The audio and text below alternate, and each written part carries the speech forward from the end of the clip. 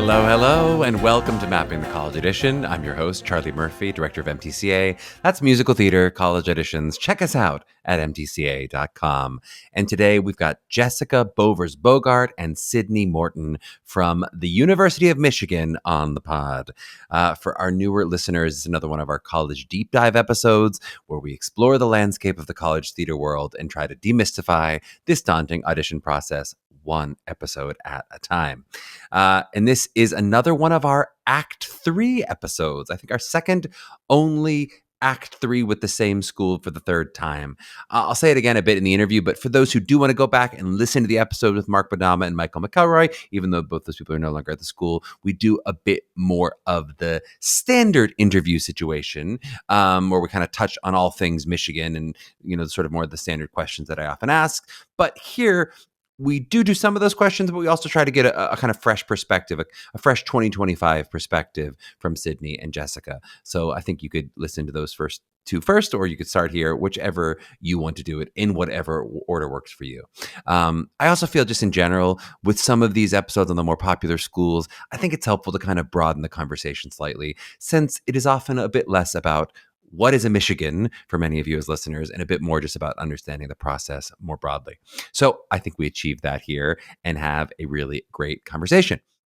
And if you're looking for more conversations and broad understandings of this very process as a whole, I hope you're checking out our MTCA webinars. Whether or not you are already an MTCA student, these are really valuable for you to check out and available to all, right? We invite you to kind of get a window into how we work before you have to make any commitment to join the MTCA family. All are welcome.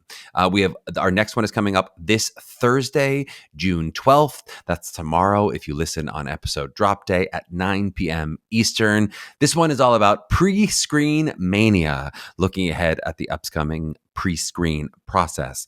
And if you're listening later, then you've missed this webinar. But the good news is we have at least one a month, sometimes two in a month. So just jump into the next one, whatever time of year, whatever year it is, if we're still listening to podcasts in the future. I think you'll really enjoy these webinars. Okay, I'm keeping the intro brief since the interview and the takeaways are both long. So please enjoy this conversation with Jessica Boevers Bogart and Sydney Morton from the University of Michigan.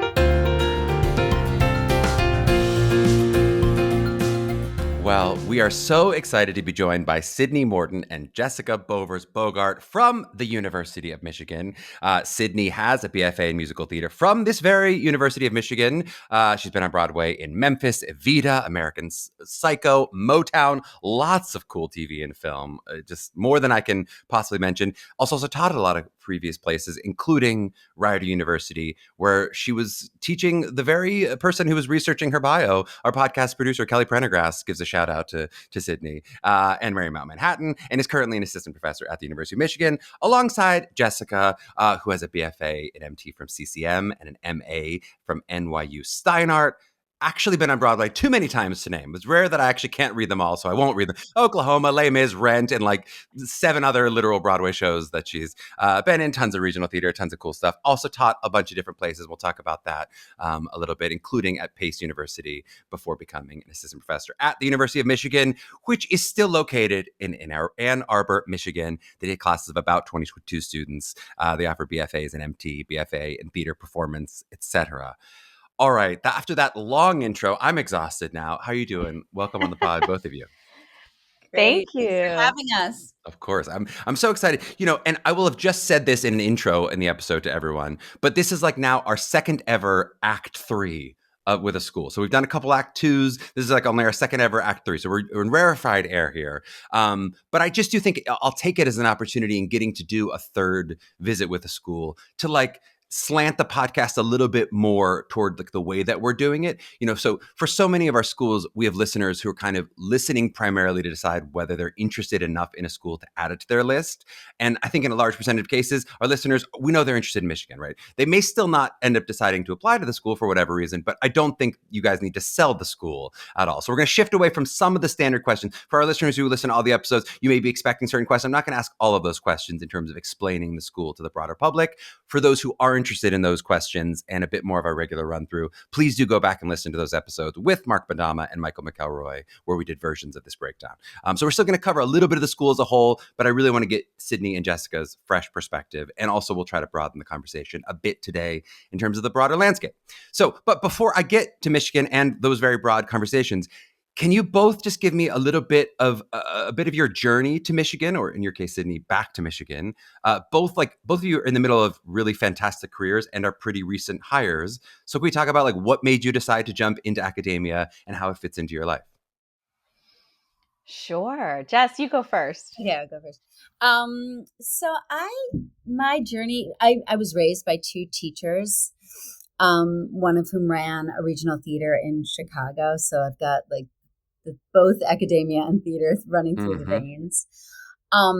Really early in my career, when I was in a dressing room at 21 in Beauty and the Beast, I remember feeling like the women, the wisdom being given to me was that this gets harder in your late 40s and 50s as a woman to figure out navigating a career as an actor. So it was really early on that I knew around 50 I was going to shift into academia, which is happily. 15 years from now for you.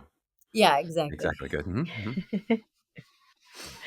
And so it just I always joke the secret is strong with me, but I think with anyone, you set those goals and the universe starts conspiring to help you make it happen. And I was, applying at different schools, weighing different places that we could live, and ran into Linda, who was our chair last year. I should be using last names. Linda Goodrich, and I saw her at a dear friend's house, and she was retiring, and she said, "You should apply for my job at Michigan."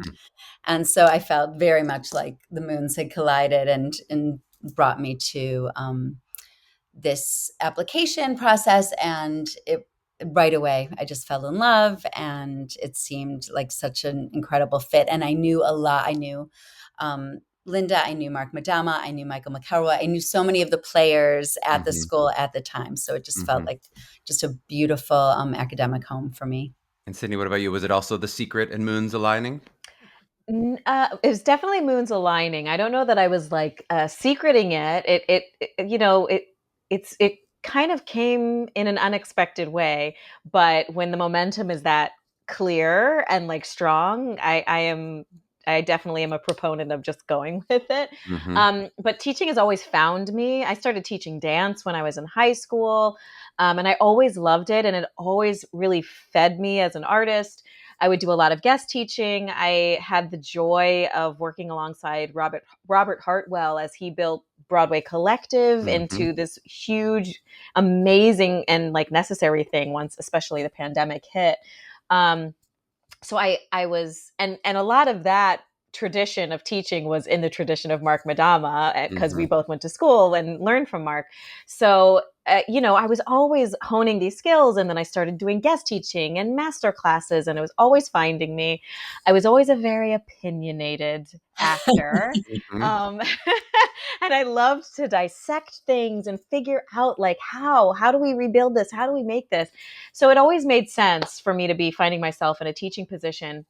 Then we had the last 5 years, which is the pandemic, the actors strike, writers strike, and I also had a baby. And I knew that I had some friends and contemporaries going and teaching. And so I reached out to Jeff Packard, who is a professor at University of Michigan. I was at school with Chelsea, his wife, Chelsea Packard, who's also a professor. I knew that the Bogarts were relocating. And so I was curious about how people I knew who were still active in the industry were doing this. And we have Linda in common. Jeff told me, call Linda. I ended up guest teaching, fell in love with it, applied for the full-time position, and it happened very swiftly that we were packing our bags and relocating to Ann Arbor. I love it. And I have a couple questions. I love that you brought up Broadway Collective. I have some questions in terms of that perspective from that side of the table. I have some future questions if we have time to talk about in terms of your life and what this means to sort of mid-career be jumping into a professorship. But I do want to jump a little into your perspective on Michigan. You know, having taught it now, both of you have taught at different institutions. And I do think, you know, people think of Michigan, the handful of other schools in this category as well, where they think it's this rarefied air kind of school. Like, how do you see a Michigan student as different from a different BFA student? What distinguishes the ethos of a Michigan student or the Michigan experience, and how it may be different than other schools and places where you've seen students or you've gotten a chance to teach?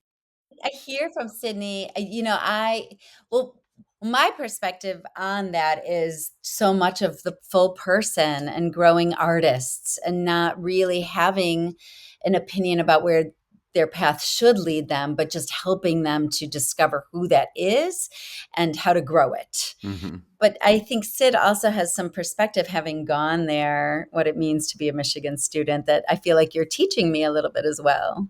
Yeah, I mean, I think there is a larger tradition of just the university as a whole is a really unique environment. It is a state school, but it's rigorous and competitive in many different majors and schools Yeah. within the university on like an international scale.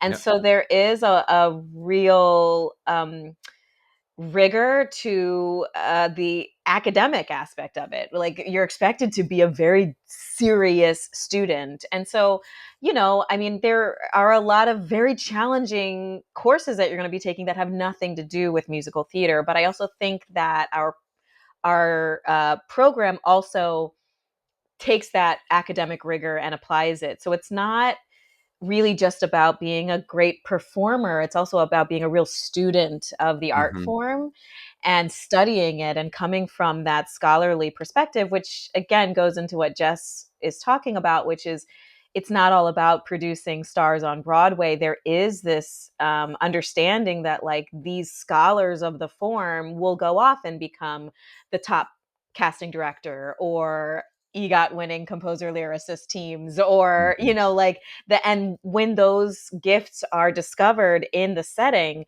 they're really nurtured. Like you're not asked to wait, focus on the performing and then get back to those things. The whole department comes together to nurture those skills. So there's just a scholarly aspect to it that I think I don't know that it's different than other schools, but to me it has always been very important about Well, Michigan. can we try to put some kind of number or approximate number to that academic balance of it all? Something I've been challenging schools to do more and more recently, because so many schools will say, "Oh, we're rigorous musical theater," but then there's also really academics. It's like, what does that mean in terms of how much time in 2025? How much time is a Michigan musical theater student spending in artistic classes versus academic classes? Do you have a sense of what that looks like in their schedule?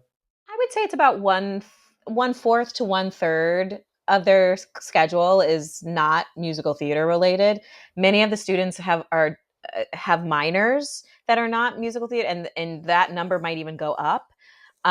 You can also one thing that's different is you can study abroad within our department, and again, that tends to be different than like a conservatory where you can't really step away from the core curriculum, and you can study abroad and study performance or something completely different, and I have a lot of friends who had double majors or minors, and they would leave for a year sometimes to go study abroad and devote themselves to that, come back, graduate after a fifth year with the program. So sort of things like that it can vary from Yep. like one third or one fourth to even half of your Yep. time.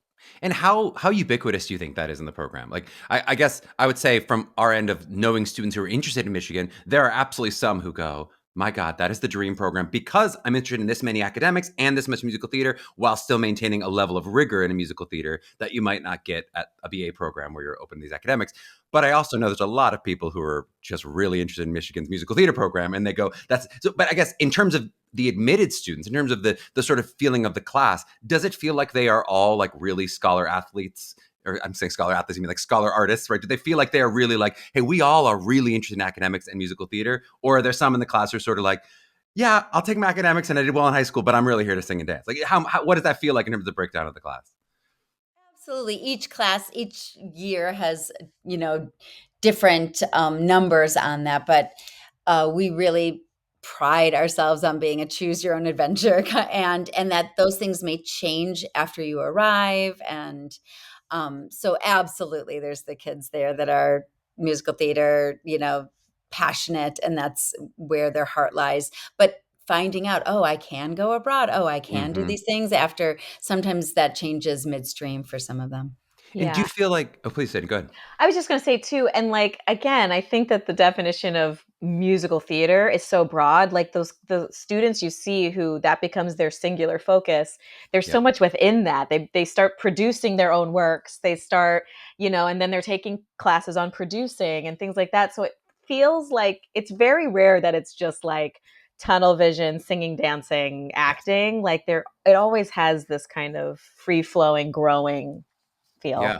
Do you feel like with the students where it's closer to half? I mean, I love that you just sort of expressed this, like about a third to it. Like it can change based on sort of what the student wants. Do you feel like there are times when there's only a half that person is maybe getting a less rigorous musical theater education than they would at a conservatory? Is there anything where you feel like, hey, there's a little bit of something that's suffered because we're not getting as much dance, we're not getting as much singing, not getting as much acting as we might get at, like, Jesse, you went to a CCM, right? At a more conservatory like experience. To me, I mean, I may have just a weak memory, but I feel like it's everything I had plus. Uh-huh.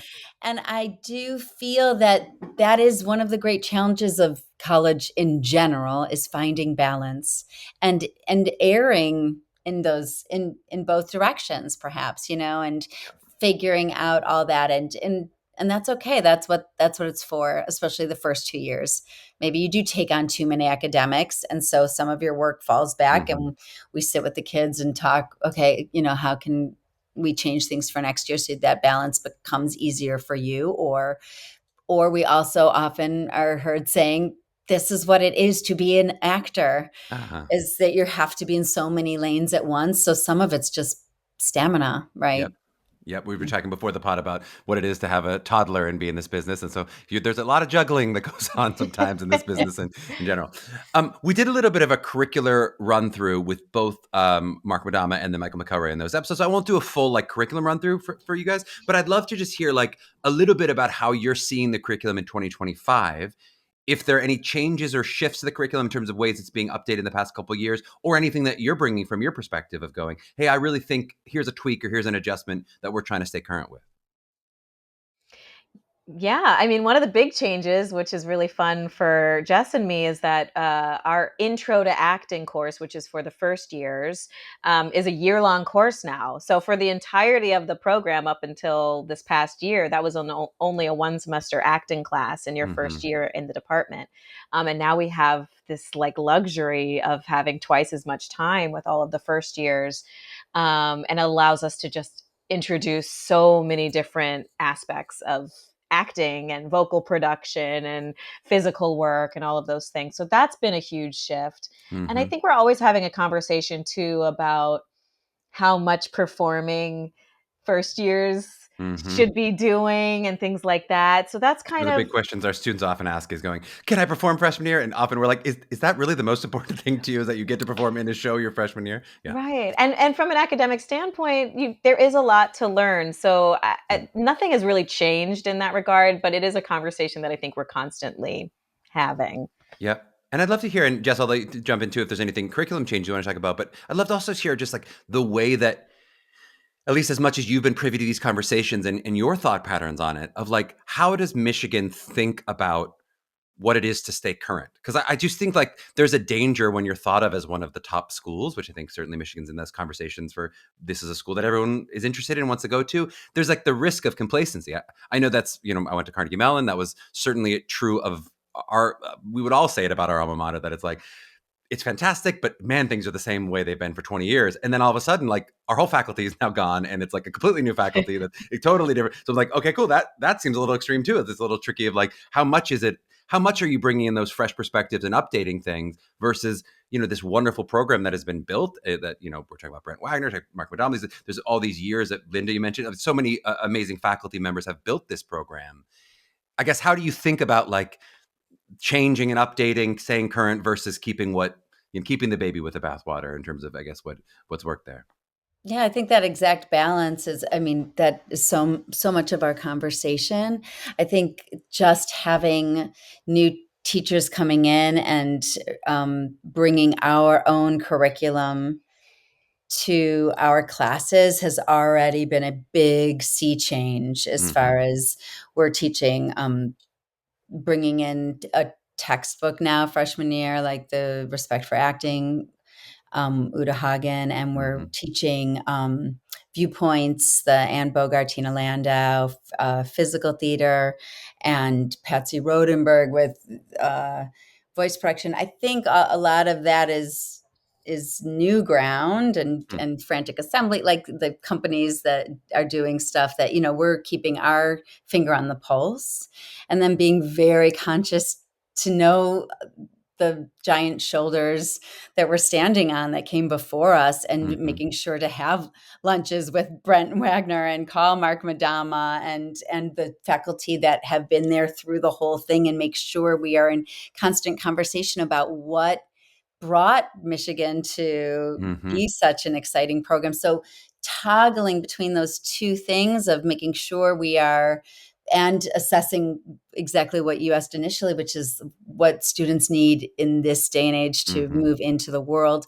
So I would say that is just constantly being reassessing, and we are in constant collaboration as a faculty about it all, and making sure we are in all of those lanes constantly is our challenge. And I feel like as long as we're prioritizing that, we're succeeding.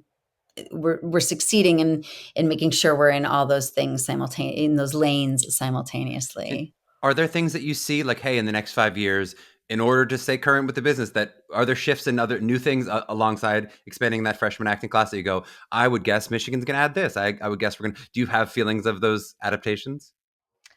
I mean, I think that the culture around auditioning is really in flux right now. I mean, we're talking way more self-tapes, way faster turnarounds, more material a lot of the time. So I think we kind of have to teach two skills, which is like how to do the deep, nuanced work that we all crave and love and want to bring into a rehearsal room.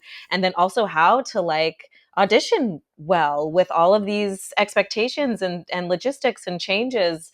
So I think that's always a conversation that we're having. And like, again, having this like year-long acting class with the first years, we were able to dive into a lot of that conversation in a way that we hadn't before. And I think we'll keep adding it into the curriculum throughout the 4 years because we have to. Yep. And Lynn Schenkel is also newly full-time on our faculty, and she in the last couple of years, and has blown up what was like a New Works Festival into it's nonstop how many incredible talent, artists and professionals we are bringing in to work with the students, and that inherently keeps the students current and keeps between that and all the guests we bring in for master classes, I think that's a new direction as well. I think composition has sort of risen in the last couple of years in a way that is so exciting. I know Lynn got a great shout out on, for those who don't listen to all the artist episodes, Helen Shen, who's an MTCA alum and also a Michigan alum, gave Lynn a great shout out of like, this was inspirational for their journey to Broadway and all these cool things. Let's talk a little bit about that launch into the business in terms of like, where is Michigan in 2025? When you talk about showcase in the industry prep, I think Michael was discussing some of the updates that they were kind of really mid-COVID during that last conversation. What does that preparation look like in terms of what they're getting with what's on video, what's happening live, in terms of what that preparation to launch into the business looks like? Yeah, I mean, that has also, I feel like since COVID, every year has been a completely new version of what is expected of all of these programs and showcase. One thing that has remained is that everybody still is doing a digital showcase. Mm-hmm. And this year we did ours in the Duderstadt, which is a facility on campus that has an incredible team of professional film and TV people. So that was really exciting. That felt like a whole additional production of our showcase, that we created this really beautiful, polished footage for everybody to have as individuals, but also to send the whole showcase out to Mm-hmm. people. So that I think we're realizing that isn't just the digital showcase is not just a COVID reaction, that's going Mm-hmm. to be a resource that we put some real time and care into every year from now on. Anything else, Jess? I mean, I think things that have been in place for a little while, about like Rachel Hoffman coming and Yep. really working with the students. I feel like, Sydney really took the reins on a lot of that this year, and I just feel like the students had such a huge advantage that you yourself are auditioning and really, you know what I mean? Like, I feel like she really gave them so much perspective on what it really means to, in real time, Yep. to be putting yourself out there and how you have to adjust these practices. And, but yeah, I can't think of any other changes for the showcase. Yeah. Well, can we stay on this as maybe one of those broader questions that I jotted down to ask about? As we talk about sort of the launch into the business, I want to Mm-hmm. ask a question that I'm very well suited to ask, which is about ego, and just to sort of say, like, I remember hearing versions of like entering the industry of like, oh, Carney grads they're great, except they have these huge egos, and I was like, what are you talking about? You haven't met me, like, how dare you? But I do think there's a different path entering the industry, which we all experience as people who went to schools that are very well thought of and well known, that you're going to enter the industry just in a different way. And I guess I wonder if wonder in terms of your experiences, and also in terms of how you would like help coach a Michigan student of like how their entry into the industry is going to be different than the kid who shows up, from Indiana without a BFA and who's like hitting the ground running and auditioning. I just do think it's a different experience of like meeting the industry, but still finding and maintaining the hunger or whatever. So it's a different trajectories toward stardom, which happens, and then the different trajectories that turn left and right when you come from this well-known program. Jess, you're smiling like you have so many things to say. No, I actually want Sid to start. Please, yeah. Yeah, it's interesting. I feel like when I graduated in 2008, it felt like a really solid institution, the idea of showcase. Yeah. But when I look back, it really hadn't existed all that long, going to New York and showcasing all the BFA programs doing that. It had been about I think 12 years of that maybe. And so now it really is. Now Yeah. it is like this given of like your school and their reputation are launching you into the industry. And I think Jess and I, we co-directed the showcase, and I think we were really interested in like, okay, sure, but like what happens if we treat this like a deeply personal work, and Mm-hmm. like really talk about the storytelling. This is not just about like, ta-da, thank you, Michigan, and I know you want me because of this degree. Like, instead, and not to say that ever was the case, but I think that it's easy to sort of start looking at things as a given. And so I think we surprised some of the students perhaps this year with how much we were asking them to like dig really deep and get really personal and really vulnerable in showcase. But I think that it made it feel really fresh and exciting, that it wasn't a sort of I don't know, paint by numbers sort of a Uh-huh. thing, which at this point, I think showcases of all schools and in general have just been around so long that it sort of has Yeah. become Beats to hit. that. Yeah. Yeah. Yeah. And as far as students coming into the rooms, we talk a lot about that starting first year, about work ethic and that humble confidence, and that you do bring, you know, like just bringing it down to like, just be awesome all the time, and I do believe with the COVID years everywhere, and with some significant and important changes happening in rehearsal rooms, I also think, um, especially with students and young people, it was a gentler time, Mm-hmm. and I think we're a little bit like, okay, like some things are never should will never and should never go back to the way they were. Yeah.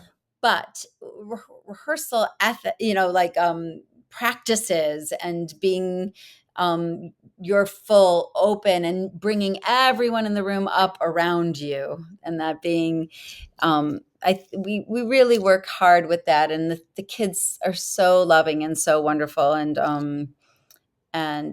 yeah, I think I don't think that matters what school you go to, and I don't think it should change because you're from one of the top schools. If anything, I think there's, with great power comes great responsibility. You know what I mean? You should be walking into those rooms.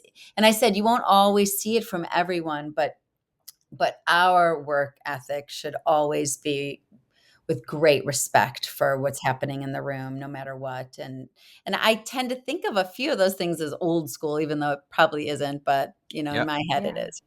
And I will add, like you said, the individualism. I think we really tried to steer it away from this idea that you come out and you do your minute and a half and then you go back and backstage and have a, coffee break. Like we Mm-hmm. kept saying, this is an ensemble. We're in rehearsal together. It goes fast.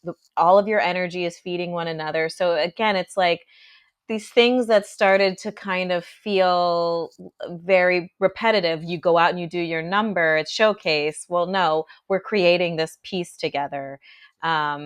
Hopefully, in theory, brings a little bit more generosity into the room. I definitely think it felt like a very generous space, and that felt really exciting.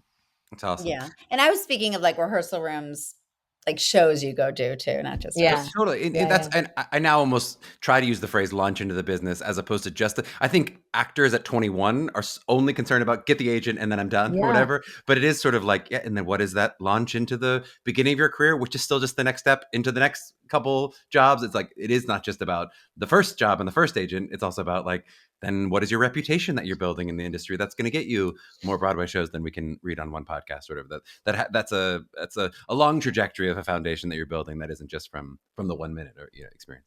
I'd love to talk about both of you in terms of being such successful working artist educators yourself.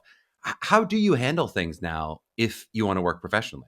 Right. I imagine if there's theater or TV and film, you can't necessarily do that from Michigan between classes. Is that something you both are taking a hiatus from? Is that something where if you want to have that happen, you're able to cover each other or they're able to be, how does that work when professors in general, but especially when you guys do work from school?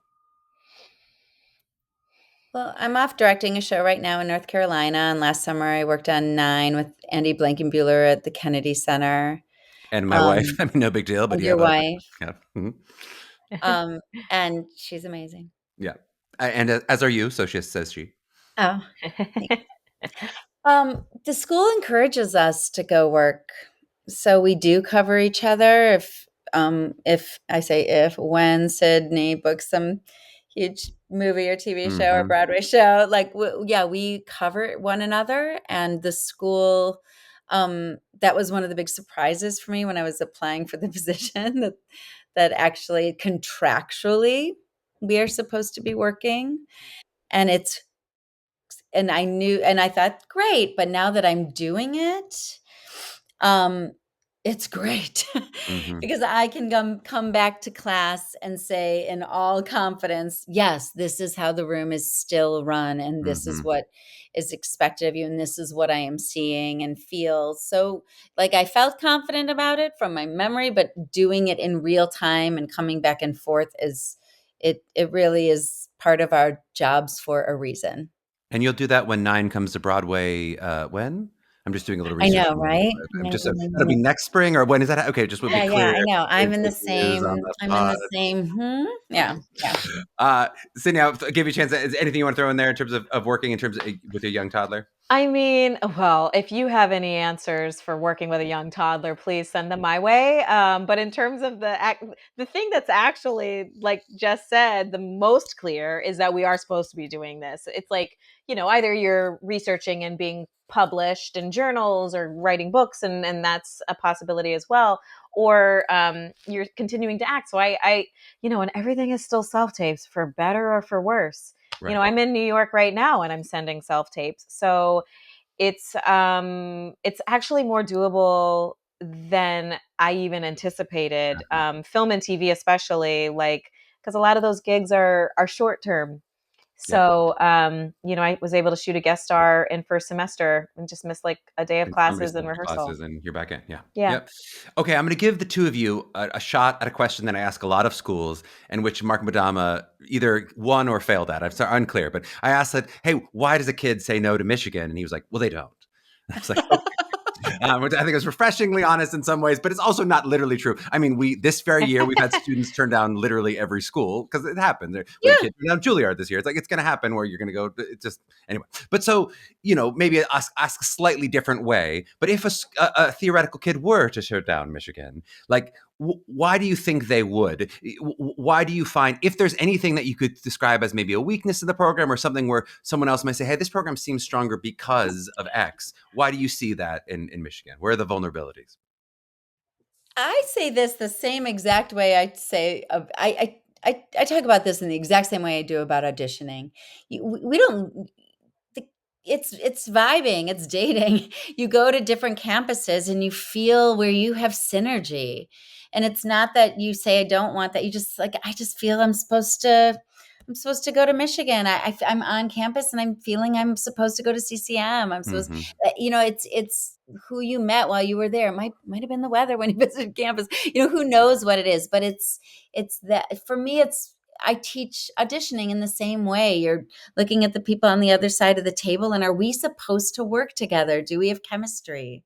And so I don't know that it's about certain, sure, you can analyze the different programs and see where their strengths and weaknesses lie, but I don't know if any of it's really much more about the matchmaking and the chemistry, in my opinion. I think that is a very true answer. But Sydney, would you give us any weakness? I want some vulnerability from this. You guys are teaching vulnerability. Is there something that you found people go, hey, you know what?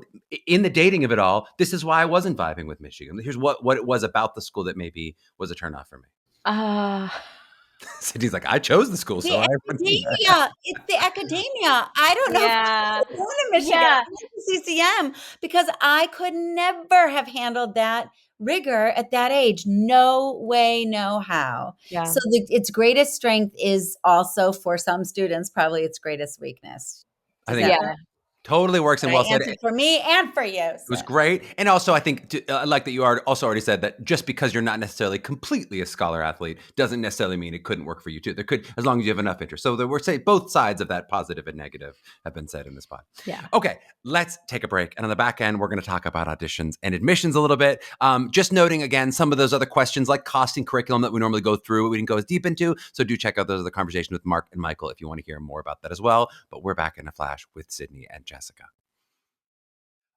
Okay, we're back with Jessica and Sydney, and we want to answer the question on all of our listeners' minds. How do I get into Michigan, for the love of God? This is what they want to know. So do we have secret answers of how they get into Michigan? But maybe before we get into that secret, which we'll promise to try to do, can we talk a little bit just about the longer process of it all? And I would take any approximate numbers that you want to share, but just the general sense of like, what it looks like if I'm going to get into Michigan, what it looks like from the pre-screen process through the callback audition and into those final yeses. So if you have a sense of like how many apply in a given year, maybe in last year, to be given how many audition slots to get into those 20 some yeses, what does that look like on your end? I think it was like 1,300 applicants. Applied. Yeah. Yes. Mm-hmm. Yeah, it might be more. Yeah. You think a little higher than 1,300, but and then do you have a general sense, again, it could be approximate of how many then got the callback audition? I feel like third, right? Like it's around 1,500 to 500. 15 to 500 to 20. I think. Yeah, sure. Makes sense. Totally makes sense. Yeah. But so let's talk about that, because the reason I start with that is to talk about the kind of different versions of that cut is like, if we start with the pre-screen audition specifically, do you have a sense of like what's being looked for in getting from 15 to 5? I imagine it's some of the same things that gets into the 500 to 20, but is there anything that's a little bit different when you're looking at the pre-screen of, Mark always gave the answer of like, don't give me a reason to say no to you, right? But like, is there something in terms of like what you're looking for, which would put you into the 1,000 no's versus the 500 yeses? Breathing. Breathing. Uh-huh. Yes. No need to sing. You just breathe on camera beautifully. Yeah. Yeah, I can tell you what it's not. It's not perfection. And you can tell, this is going to sound really obtuse, but you can tell when someone is seeking perfection in their performance rather than sharing and showing us their joy and showing us their creativity, and we have all of these opportunities in the pre-screens and in the application, like to show us what kind of a person you are. And again, it's like we are not looking for a perfect person, we're looking for a person. And we say this a lot, but like, are they going to be a good community member? So And where do you think you're picking up community member? Is that from the wild card? Are you getting it from the slate? Are you getting it from the material choice? Like, what is making you go, ooh, that's a Michigan community member? Essays, recommendation letters, wild cards. There is a lot of open-endedness in terms of doing like a dance combination, and even that can tell you a lot. Like the music and the self-expression. Again, I'm not saying best technique. It's like this is an opportunity to share, and you can tell who really wants to just be like open-hearted. So and that doesn't mean you can't be edgy or rock and roll or any of those things. It's just about the genuineness. But we really do read and look at everything. So those letters, when there's a special detail from a former mentor in those letters, that we highlight that and we put it in the notes, and it's like, what a beautiful thing to know about this person. I love that. Jess, anything else you throw in about the pre-screens? No, I feel exactly the same. Yeah. How about then as that shifts into the live audition, so now we've got 500 people we're interested in, what is the experience of the live audition in terms of what you're probing for with adjustments? I know sometimes with musicianship tests or things like that was going on. Like, what are you looking for in terms of the experience of what that student is? Now we're trying to get from 500 down to 20. What makes someone ultimately lean toward more of the yes pile versus the no pile in the live experience? I mean, all kidding aside, breathing, like Can't be breathing again. Can't be just breathing. They're all breathing. Like, all I have to do is walk in and breathe. What's all this work for then? My gosh. It's really just a yoga program. Yeah, exactly. Like being, just being able to bring yourself. And when the student is walking in and they're holding their breath and they're so that we don't get to meet them and know them, it's really, and we do all we can to help them relax in the room and find that. But that's all kidding aside, whatever yoga you need to do in the hall or whatever you need to do, and figuring out what that is, maybe before that day. Yes. Performing in front of, doing programs like yours, performing in front of people that make you so nervous so you start to understand what happens to me when those nerves rise in me, and what practices can I put in place before I walk in the door so that when I walk in, I'm most fully myself. So I think I struggled with that back then. So I'm not kidding. No, I know. I'm giving you a hard time, but I know you're not kidding. And it's something I talk about all the time. And parents especially get so frustrated with me. Like, it can't just be that. It can't, like, all I talk about is like psychology. What about the work? I'm like, it is the work, but it is also showing up. Like, when people say you walk in the room and you can tell, like, that's almost always true. But it's not as easy as that. It's not like you can just walk in the room and be good. Like, that takes a lot of preparation to get to the place where you can show up presently and actually breathe. Yeah. It's a tricky thing. It's preparation, hopefully in some of the way you're saying in the right way, so that you're not showing up tight and coached. You're showing up in a place where you can be present. I think it's a deeper understanding of knowing what is meant to be will be, and being okay with that, which is so hard. I know when you have your heart set on a program, Wait a second. You But can't give me Que Sera Sera and The Secret in the same. Those are two divergent philosophies. You're like, I was putting it on the world and this will be true, but also whatever happens, happens. What no, kind of philosophy isn't do you that what it have? is? You're supposed that is what The Secret is. You're supposed to put it out there and then let it go, That's right. right? It's a You're balance. supposed It's a to balance. focus on it, know it, and then You have your right? destination, but you're loose. Your hands are loose on the wheel. You're going. You're not too tight with your grip. I totally agree. Okay. While we're talking about live auditions, do you have a sense of what 2025, 2026 looked in terms of like those live options? I know in years past it's been only Chicago Unifieds for musical theater, and then on campus, meaning not in New York and LA. Is that still the case for as you know? You got And to come to the Midwest. you've got to come to the Midwest, and people do. For you guys, they come to the Midwest. For other schools, they might not be willing to go on campus. But how does the live online factor in terms of for the current year? Is that still potentially an option? They could do a live Zoom. If Yeah, they didn't get we out there. always have a Zoom day. I love it. I love it. I'd love to talk just a little bit, other than the fact that they must be respiratory and breathing in some ways, just what else you're thinking about as you're filling out a class. So, of course, you're considering talent. You're considering who they are as human beings. I'd love to talk about, like, are you thinking about stuff like gender balance and height balance and the size balance, specifics of racial diversity, diversity of ability, geographical balance? How does that work out when you're trying to get to 22 names? How does it all work in terms of what you're thinking about as you ultimately lead to a yes or a no? Oh, we definitely are. We want to make sure that there are so many different types of people represented. Because becoming a better actor is also about becoming a person who is so fully realized, right? And so that all factors in just in terms of the community aspect. But I mean, also just like from the casting side of things, we want Mm-hmm. to make sure that there isn't so much overlap that people are going to be in competition with one another, that they really can come up together as a cohort. So yeah, we're definitely factoring in that diversity of people. Yeah, I love it. Okay, now I promised this, so I'm taking a step back. I wanted to give a little bit of like, you both have worked not only for different universities, but also like a little bit like MTCA when you talk about Broadway Collective and some of these other places I saw in both of your bios. You've worked with high school students who are looking at colleges. So I'd love to sort of like talk about like, what have you noticed in terms of, Jess mentioned breathing being so important. Are there places where you feel like students today are kind of misstepping or misunderstanding the process? What have you learned about the process of, applying for schools in ways that may be different than when we were doing it back in the day? And like how students really are successful or what students do maybe where you go, oh, this is the miss. If I could reach across the table and give you this, I'd give you what? I think the word process is really important.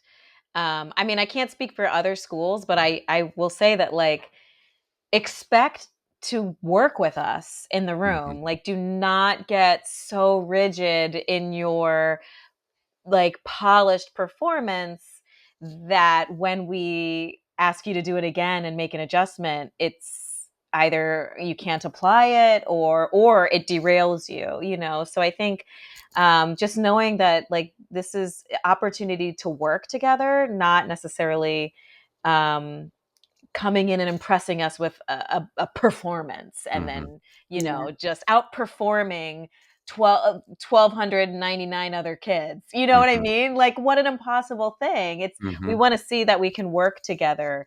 And so I just would really, part of the breathing is also like just being open to working and being in process the whole time. Yeah, Which Jessica. takes bravery. And I do believe in that setting, especially auditioning for schools, that kind of and you can't fake this if you're not feeling it, but that kind of fearlessness and Mm-hmm. that to be able to take direction and make a big, take risks, even if it means falling on your face right there Mm-hmm. in front of us, that is really exciting to watch any artist able to do that in real time.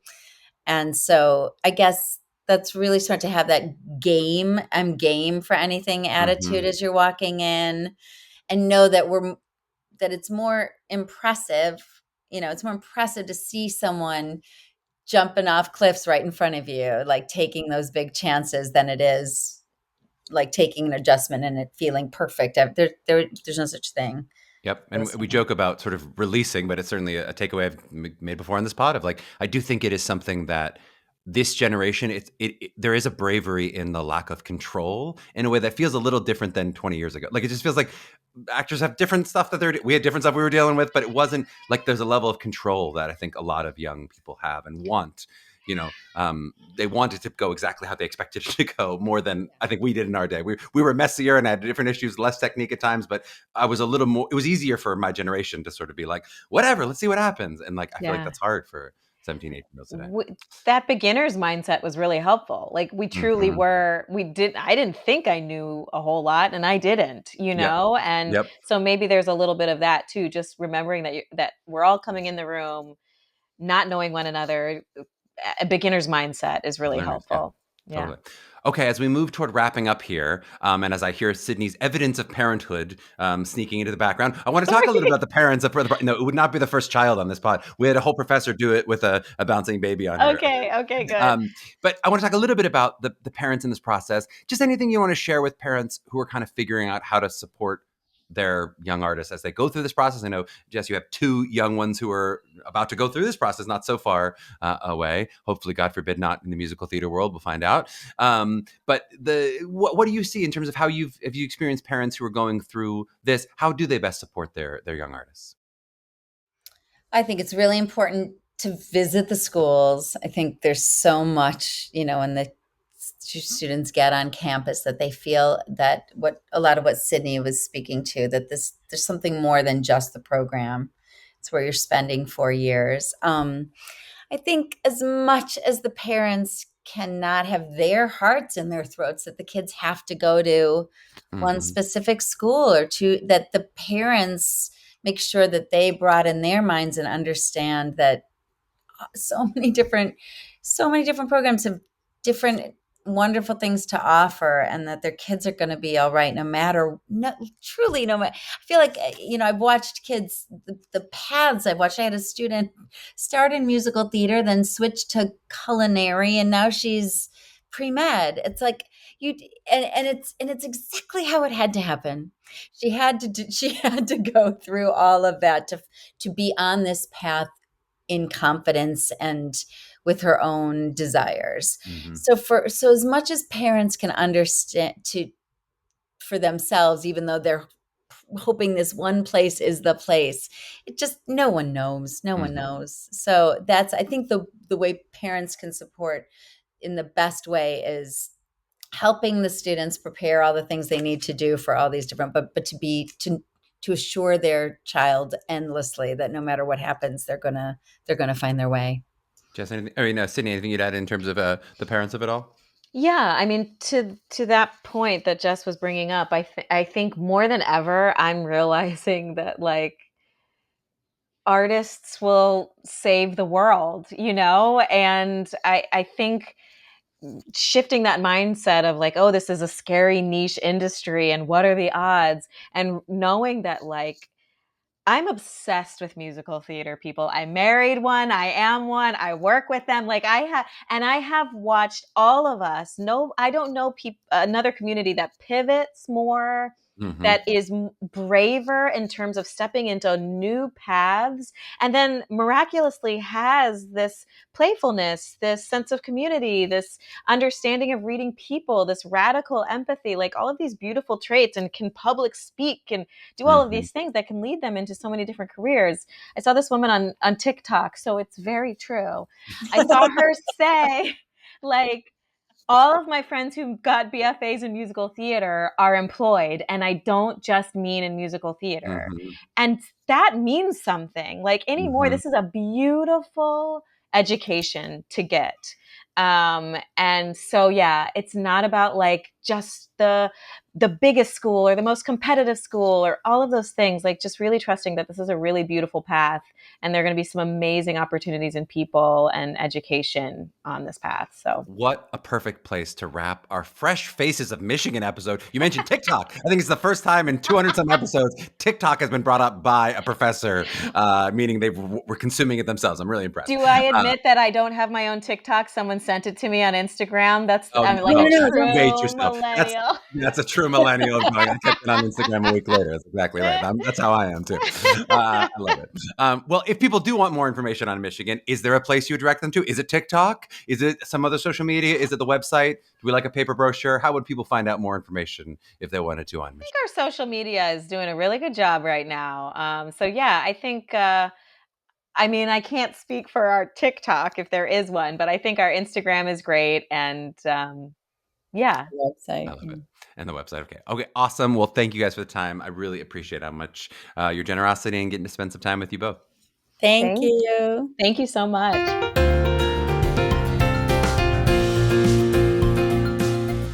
Oh, yes. So fun to chat with Sydney and Jessica. Does everyone out there know what the secret is? I think our parent listeners, for the most part, will. But for our student listeners, this might be one you have to Google or ask ChatGPT or whatever the kids are doing these days. We really are aging ourselves as millennials with how much we talk about the secret on this episode. A bunch of takeaways I'm going to hit just rapid fire here. First up, I really like that answer about academic balance. I'm asking all the schools now really about how you kind of phrase your academic balance with the artistic. Specifically, this answer was kind of that it's about a quarter to a third to maybe even possibly half of the time that's spent on academics. I think that's a smart and helpful way to phrase that. There's never going to be a singular answer at different schools of exactly a percentage because no student's schedule will ever be identical. So just that helpful to think of it like a sliding scale and what the range of outcomes on that scale can possibly be. I think that's a helpful way to think of it. But I think for all of you, as you hear those numbers, just to note that this is definitely on the more academic end of things, right? The fact that that scale can slide all the way up to half academic, half artistic, with some students even getting double majors is notable, right? It's not quite the academic extreme of a school like NYU where they mark 50-50 as their expectation. That really is the most extreme on the BFA end. But this is definitely leaning more academic compared with some of those more conservatory style programs where you might get many fewer academics, as well as a lot of other programs that will style themselves liberal arts, but they won't necessarily have this much of an academic realistic outcome. I also I kind of hinted at this analogy in the interview, but maybe I'll finish it for you here, which is like when elite sport colleges, so colleges that have elite sports programs, that they'll kind of label their programs as emphasizing the scholar athlete. In this case, it would be the scholar theatrical athlete, I guess, right? I think it is notable and important when they do that, but also that there's also a sliding scale of what that can mean to be a scholar athlete or to be a scholar artist in this case, right?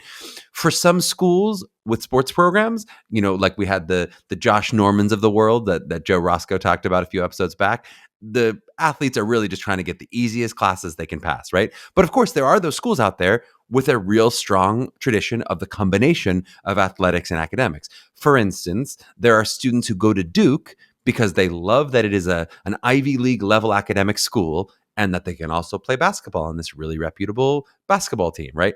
But if you're Jason Tatum, as smart as I think Jason Tatum probably is, he's attending Duke a lot more for the basketball of it all than for the academics, given that he left after 1 year and he always knew he was going to leave after 1 year to go to the NBA, right? So I think that's kind of the metaphor I was trying to extend or at least hint at with Michigan, is that there are people who are there explicitly for that balance of rigorous academics. And then there are students who just really love the musical theater program and attend more for that end of things, despite the fact that they're going to need to be able to handle a slightly higher, a higher academic load. I shouldn't even say slightly, a higher academic load than they would have to at a conservatory style program. But it might not be the reason that they're going there. For some of our students, it is totally the reason they're going there. And for some, it's more about the musical theater program. So it's a bit of a both and there. I think I hinted at that in the episode, but I just want to kind of clean that up a little bit. I also really like the conversation about Showcase and talking about kind of the personalization of who you are as a person and not just hitting the beats of what a showcase is. I think such a strong parallel to the college audition process here, that it's not about getting it right or doing, sort of what are the expected beats, but about bringing your human self into the room. I always say this, and it is hard for our students to believe, but colleges are not accepting the best 22 or whatever the number is, the best 22 performances that they see on a numerical basis, right? It is just not about the performances. It's about the people behind those performances, right? They're accepting students into their program that they want to teach and learn with. And the same thing is really true on the showcase end. It's not the most talented 10 performers from a class that automatically get the best showcase results. It's about what are those industry representatives looking for from a human being perspective in a long-term relationship, a long-term business relationship that they might be forming, right? That can get into what kind of people they already have on their roster for sure, as well as stuff that like what might be hot in the industry stylistically, but just this parallel being of like what it is to meet the human being and what they bring to the table and not just the performance that's like scored like numerically like Olympic judges. That's just not what either of those processes actually are. And then I guess I just want to clean up my question a little bit. I sort of hinted at the ego and I made that self-effacing joke about like, the ego of it all. But when we were talking about that in terms of what it could be to go to one of these programs, just in case it's not clear, I actually mean that word ego less with the root of being like, what is egotistical? And really more just about like the confidence of where you can come from when you come from a really well-known school. Maybe to stick with our sports analogies a bit, I think it can be like the difference between being a first round draft pick and what those expectations are versus being a second round draft pick or even going undrafted, right? It's just that it will alter the path of your entry into the industry a bit. Our next artist episode that we're going to hear next week is with Curtis Holland, who didn't attend a BFA program at all. And you're going to hear about his path. And we always say there's not one way into the industry, but there's so many different diverse paths. There's the LeBron James of it all being the first overall pick. There's the Nikola Jokic of it all being at the end of the second round, just near the end of the draft. And then there's like the Ben Wallace of it all being completely undrafted and having to make your way into the NBA that way. They're all ending up in the same basketball Hall of Fame. They end up at the same place, but they have a really different feeling path to get there. And I do think some of the danger that I was speaking to, having come from one of these programs, is that there can be a kind of complacency of expectation if you come out of schools that have those kinds of expectations, right? The equivalent of being a first round draft pick, right? There's a kind of responsibility to maintain that hunger that I think is different than when you come out with no expectations. You might have to have that competitive fire and that hunger, right? It's just different opportunities and different paths. And I think if you could choose a path that you're going to take numerically, many are going to choose being a first round draft pick when you just look at, the statistics of it all. But just knowing that the work doesn't stop there, that it's not like I'm drafted in the first round, I'm done, I made it, right? Nothing is guaranteed in this business. And you still have to work hard and keep striving when you hit the ground out of school. And I'm just not sure that everyone understands that sort of coming from different programs. That sometimes it can be, there's different struggles and different challenges that you have coming from a first round draft pick versus being undrafted. I also just wanted to hit, I'm going to be a devil's advocate, which I don't do a ton on this podcast, but I'm going to do a little bit of that on the like idea of working faculty. So I think so many schools are going to bring that up as kind of an unadulterated good. Look, we have so many working faculty. We encourage our faculty to work. And this is really not specific to Michigan. I'm just using this as a launching off point. I will say in general that yes, I am a fan of having faculty that are current on industry standards. And I totally agree that there can be a danger if none of the faculty have been active in the business for, let's say, 20 years, right? That said, there really are pluses and minuses with the amount of work that faculty do while in a given semester, right? You're trading a currentness and a kind of thumb on the pulse, finger on the pulse for the possibility that your professor will suddenly be gone in the middle of a semester. And even if they aren't gone mid-semester, I will say that just in general, when I look at the landscape of all these programs and all the ways their faculty can work and not work, and again, this is nothing specific about these two wonderful people you just heard at Michigan, that the more actively working faculty members you have, the less likely they are to be permanent fixtures at the university level, right? There is something to faculty who are committed to being part of the program and growing it as their main career. That's not to say that it's not great if they still work in the summers and all that, and they try to do everything they can to stay current. I think it's really important. But if you do have faculty who are leaving all the time to do Broadway shows, who are in big movies, who are working at that level, that's not necessarily better than someone who has some of that know-how, but is really committed to the university experience with the fullness of their being, right? I'll just say that is certainly true when you look at many of the titans who have built these great programs. They had that industry cred, but they were really committed full-time to their universities for the most part, right? And, I think that active work, when you see that active work, really current working on Broadway, that can feel really exciting from a student perspective. But I just want to point out the pluses and minuses that you consider. We've talked also about, like, when you're in New York City and they're actively working while they're teaching, what that could mean in terms of, missing specific classes. But I even just think in general, the more actively working are, a little bit maybe more, the more likely they are to not necessarily be part of the program for 30 years if they still really have an active career, right?